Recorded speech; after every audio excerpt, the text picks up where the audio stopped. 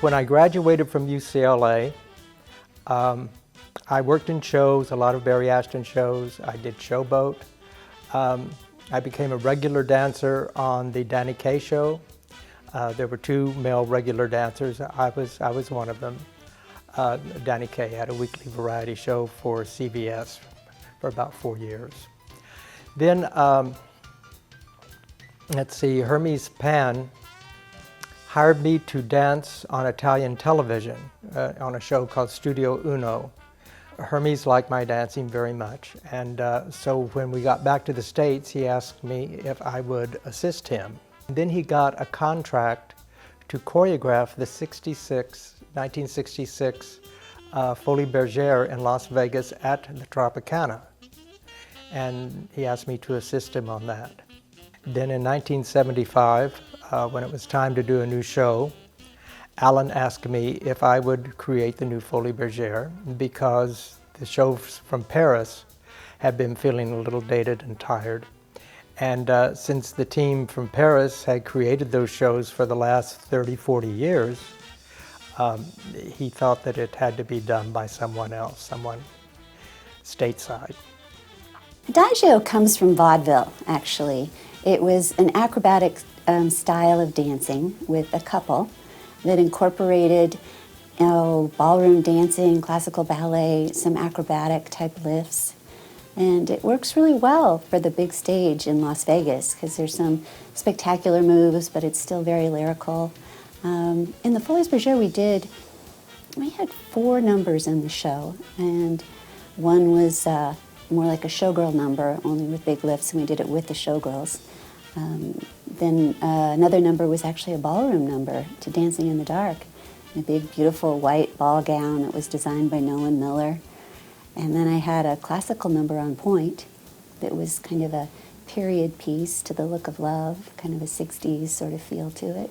We had time in between our cues. If we had time in between our cues, we went upstairs in wardrobe and repaired costumes or mended tights or whatever. Things like that is what we did. But we were never supposed to miss a cue. Forget about the sewing. Make sure you get everybody on stage. I missed one cue in 25 years. Does that still rankle you? Yes, it does. I can still hear Bill hollering, "Kathy!" You still have nightmares. Yeah, I still think of that. Oh, I don't believe a word of that. Yeah. That's what I was just going to say. I've missed cues myself. I'm sure she missed more than one, but anyway. Before the insurance companies got a hold of entertainment, and you could drink while you did the show and whatever else that you could imagine, it was a lot of fun to go see those shows. So with that in mind, if you missed a cue, it just made the show that so much more interesting. Being a stagehand, you kind of have to learn how to work in the dark. You always have to have your flashlight and a pocket knife in case you got to cut something. And dark clothes. Black. Dark clothes. You got to be invisible. So it was almost like you're in stealth mode all the time. And we never had time for that. We had to think about other things. Well, there's a lot of time between cues.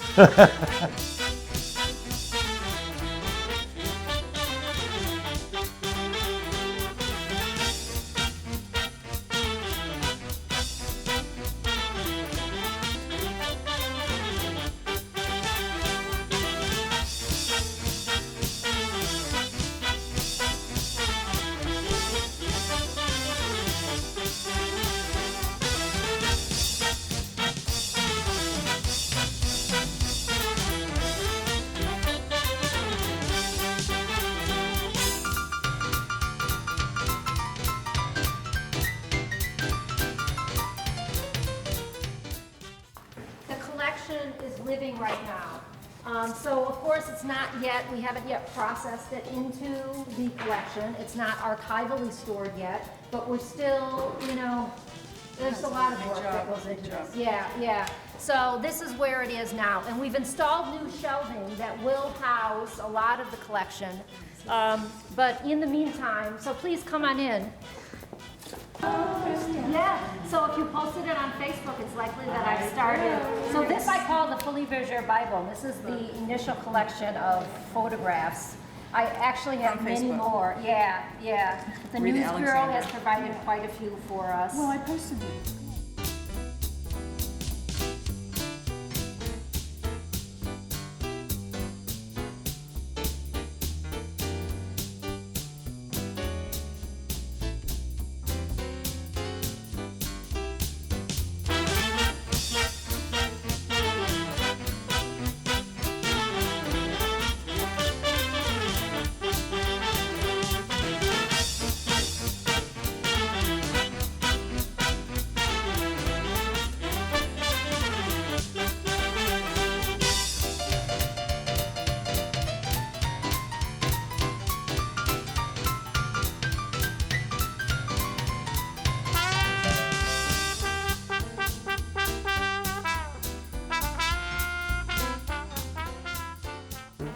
When I got to Vegas, it ended up being my first show living in Vegas, and the cast was so enthusiastic. And the costumes were interesting because some of them were really, like, you could tell they'd been stored for. They're really old. They had a little, some age and sweat and everything on them. But once you watch the show as a whole, from far away, it was like sparkling and outstanding. But up close, we see the sequins falling off, the sweat marks, everything. So seeing all of this preserved here, it's like it's continuing a legacy. So It was you went on stage and you felt this whole new energy of almost like as if you were opening a show where it's excitement, it's adventure, and you get done with this number and you were like, that's it. Every single number. And I remember Can, we were doing the kick line at the end. I was in the acro line that night because I did the acro and then both dancer lines. And I was doing the kicks and started crying. And I'm like, this is my last line of kicks. And one of the guys could sense I was crying. He started squeezing my arm really tight. And we were both just trying not to burst into tears on stage. This one was from, we called it the Pretty Girl number. It was Janet Jackson's When I Think of You. And we would come down the stairs, and it was a lot of batmas, a lot of kicks.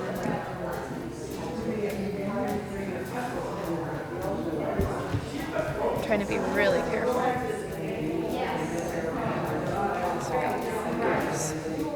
We have the capes. There we go.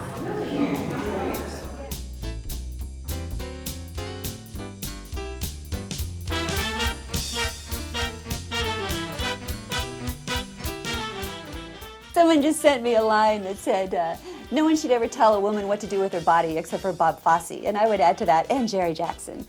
Jerry Jackson always knew how to make a female dancer look spectacular. Oh, God love her. How nice.